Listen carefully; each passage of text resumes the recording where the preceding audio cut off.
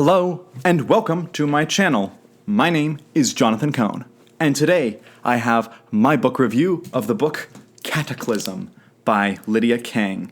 It is the launch of Wave 2 of Phase 2 of the High Republic. It is one of the adult novels from Random House Worlds, formerly Del Rey, and it was released this week.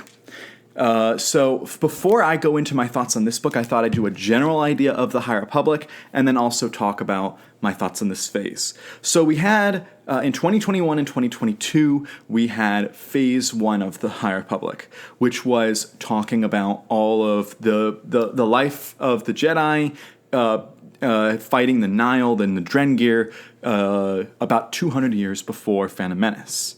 And then you had... in 2022 and now in 2023, we had what was known as Phase 2, which goes about 150 years back and explores the origins of the Nile and shows where the Jedi were at that point as well. And that's the general idea. And Phase 1, I thought the adult novels were superb, amazing. I thought the middle grade novels were actually really good. And then I thought that the young adult novels were unfortunately very disappointing. And so, overall, I was loving the High Republic, but there were moments of it I didn't like and moments of it I did like. So now we have Phase 2, which is this brand new phase, and I have to say, I'm loving Phase 2. Overall, it's working for me much better than Phase 1 did. So Phase 1, each wave... each little burst of publishing started with the adult novels. But Phase 2 started with a young adult novel. And we all thought, what? Why? And so we got Path of Deceit by Tessa Gratton and Justina Ireland. And I think this is the best young adult novel in the High Republic series, period. I don't think it's much of a question. I thought they both did a superb job with this young adult book. And it perfectly sets the stage for the Path of the Open Hand. The villain group that eventually we know is becoming the Nile. Then you have the middle grade book, Quest for the Hidden City. This was a pretty good book, really entertaining. Not quite as good as some of the other middle grades, but still a very good book. And then we have the adult books that have come out. We've had an adult novel and then a script that came out for an audio drama. The novel, Convergence, really was this big, epic scope, but with limited characters. And that was the biggest problem with Phase 1, was they had way too many characters, and it was really hard for a lot of fans to get into them and to differentiate between the characters. And also there was too much of characters and plot lines from young adult jumping to adult, or adult jumping down to middle grade, or jumping to young adult. It was too chaotic. Whereas this, they all tie together. All of these books tie together, but they each have their own lanes, which I think is really good.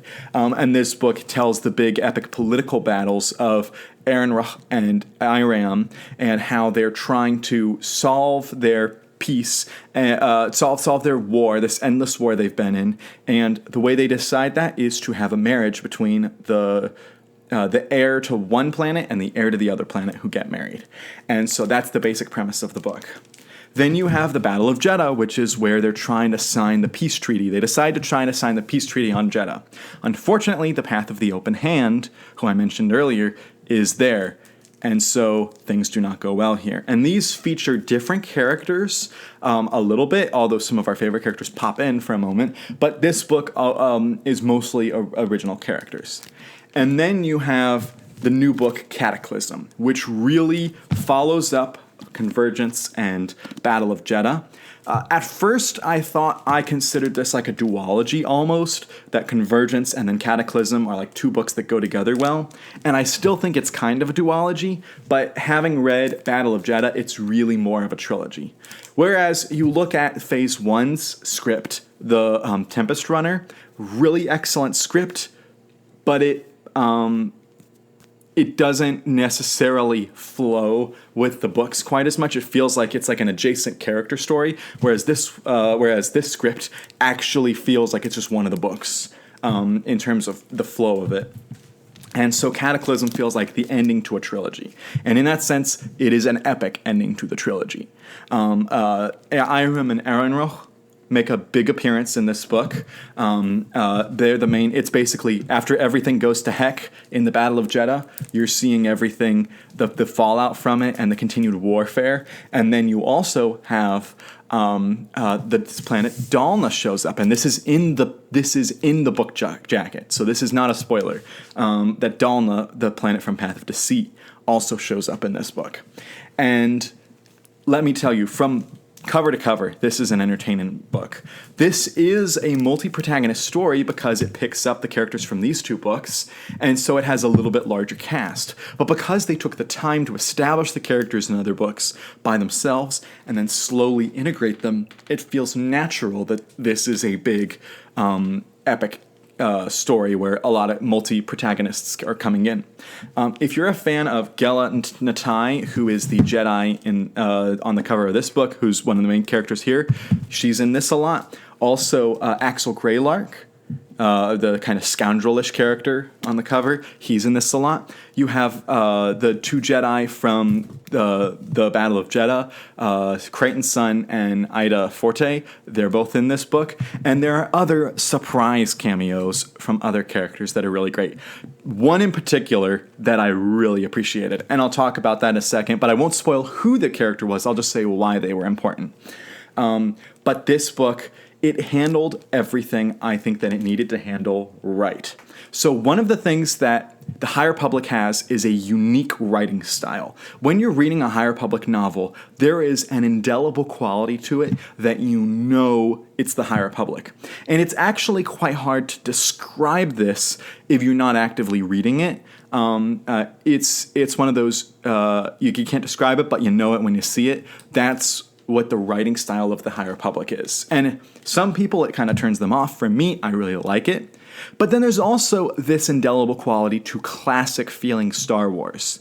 And Star Wars books work at their best when they're blending the old and the new. They're blending classic feelings with new stories and new characters. And this book does that probably better than any of the others. So this book feels like there's a moment where characters are trying to fix a ship. And there's banter between the characters as they're trying to fix the ship in the middle of a battle. And it is hilarious. It feels just like Empire Strikes Back, even though they're not cutting lines and they're not just copying things. It's actually like an original story and original dialogue and original characters and whatnot, but the banter feels like that classic Star Wars feeling. And then it also blends it with the High Republic. This feels very much naturally as part of the High Republic. I was afraid when they announced they were bringing in all these new authors that the High Republic's tone would go all over the place, because that was part of the problem that some of the Phase 1 books had. But no, this book seems like, if you had told me that all three of these books, the adult books, had all been written by the same person, I might have believed you. I think this one, the writing style is just a tad bit better than the others, so maybe it's a little discernible, but I thought that they really flow well together because of that. But this book really nails the classic Star Wars feeling with the new Star Wars feeling. This book also has tremendous action sequences throughout, particularly at the end. The last 100 to 150 pages of this book are basically what I would call a Sanderlanche. Now, if you're a fan of the Cosmere, of Brandon Sanderson's books, you know that a Sanderlanche is like when he just puts all the plot lines together, mixes them up, and you're jumping character perspectives and wondering who's living, who's dying, battles are going on, all this epic stuff. And it usually lasts a couple hundred pages. This one, it lasts about 150 pages. And overall, it was very good. The one criticism I will give this book is they could have cut down the epic action at the end by about 30 to 40 pages. This book could have been 30 to 40 pages shorter had they cut down some of the action sequences, blended them with others, and just, made it a little bit more succinct, because it didn't need to be as long as it was. Like 100 pages is too long, and the fact that this was close to like 130, 140 was, I think a little too long. So I will give that caveat. But in so many ways, this book works. One of the things I talk about a lot when I talk about books is setups and payoffs. And this book set up quite a bit as its own book, and it paid off so much as its own book. It also pays off a lot of the setups from the previous books in the adult line, and a little bit pays off stuff from Path of Deceit. Now, I will say a lot of the stuff from Path of Deceit actually won't get paid off until the next YA novel, Path of Vengeance, which is by Cavan Scott, which is coming out next month, which I'm really excited to read. Cavan Scott's one of my favorite Star Wars authors. When Path of Vengeance comes out, it's going to pay off a lot. But this book still pays off so much of the storylines and characters of the High Republic. And so when you can nail writing style, when you can nail action sequences, when you can nail the setups and payoffs, you're doing a great job. And there's also some great themes in here, which if I got into, I think might be spoilers. And then also there is just a bit of writing that I just really appreciated in this book. There's one of the characters that when you read this character, you'll be like, oh yes, I know this character, because they're not just in the High Republic, they're in other Star Wars media.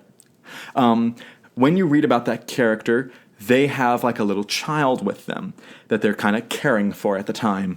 And you get through several, despite this character not being a point of view character, you see this character have several experiences with this child. And this author nails what being a parent is like. And even though I am not a parent, I am a teacher. I teach, 10 and 11 and 12-year-olds all day long. And for some of them, I see them more than some of their parents see them. So I really am around kids a lot.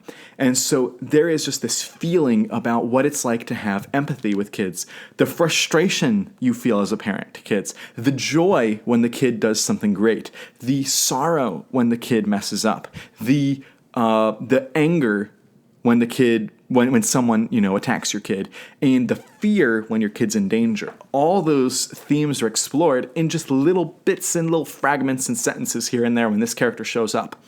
And there's this one moment where the child is in peril, and this character goes into full mama mode, like mama bear, like you do not mess with her, and it is superb, and it felt like the way a parent would react, and I just loved that stuff in this book.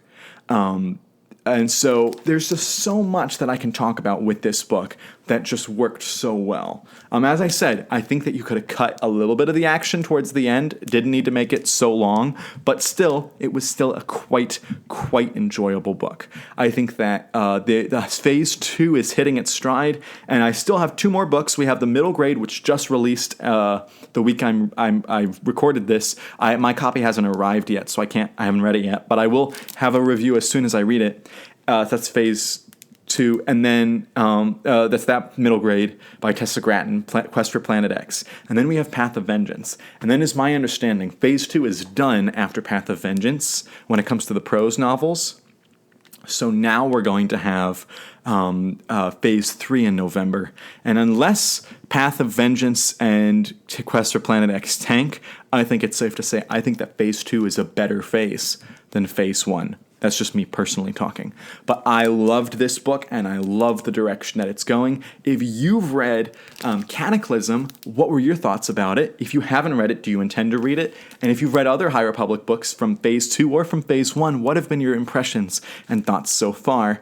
And if you know which character, the Mama Bear character I was referring to, which character do you think it was? And if you know, did that sequence work for you as well as it did for me? Let me know all those thoughts in the comments section down below. And until next time, I'm Jonathan, and thank you for watching.